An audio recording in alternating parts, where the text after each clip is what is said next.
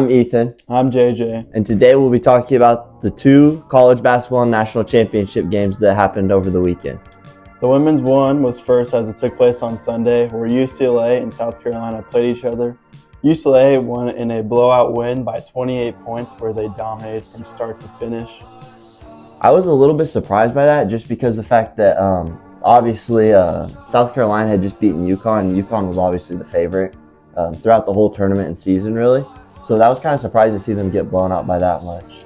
Yeah, I think fans were kind of swaying towards South Carolina before the game to win, but UCLA has a lot of experience. They had 7 seniors that scored all their points, so I think that experience was able to propel them to the win. Yeah, I think you see that kind of on both sides, where the seniority and having guys that are older and have been experienced in this tournament before really made a difference.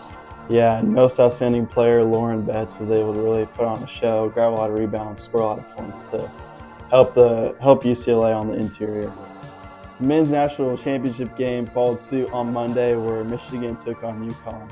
Michigan were the heavy favorites going into the game, heavy betting favorites too, and they're able to take down UConn more of a convincing manner, as many thought they would. I mean, it was closer than I thought they would. Obviously, Coach Hurley had a great game plan coming in where he just took away threes from Michigan, and then on top of that, they really slowed the pace of the game down.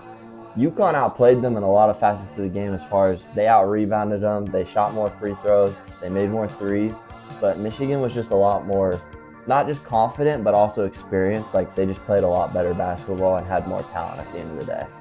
Yeah, I think Dan Hurley called them the Monstars, so kind of just from that, how UConn viewed Michigan as their talent level is through the roof, especially that their whole starting five is transfers, so you knew they had a lot of talent to be able to transfer in and immediately start clicking like that.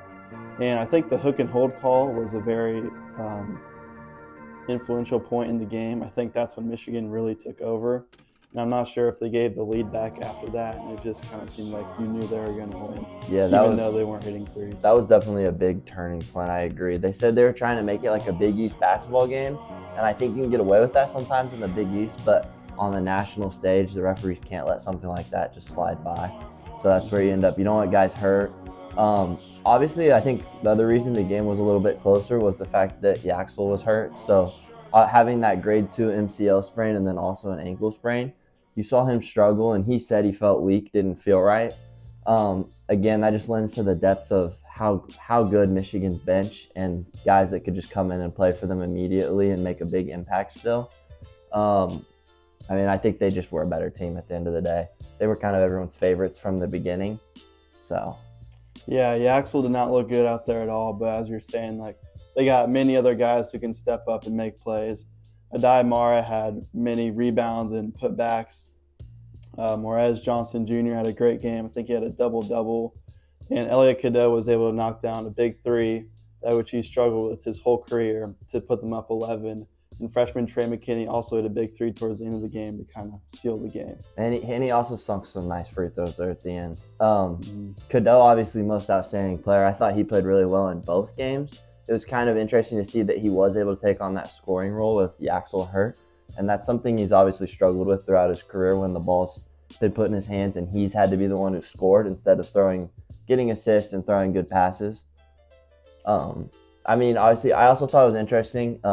You could see against Arizona, they thought Arizona was bigger. So his stat line was like 2 for 12 on layups, but you could see a lot of time he was just throwing the ball off the backboard so his big man could go get it. So that was something interesting. Obviously, the coaching matchup in all those games was really great, but Dusty made it a really great job from the sideline as well. Yeah, I did see that. I think that also just shows how bought in this Michigan team is. They were bought into winning, bought into Dusty May's program that he ran, and it really just showed why they were able to win the national championship, because of their team chemistry and trust in each other. Yeah, I agree. I think honestly just the best team won it for sure on the men's side. The women's side, either way, there was a couple good teams it could have gone to, but the men's one was clear. Yeah, definitely 2 great games for sure, and a lot of excitement for next year too.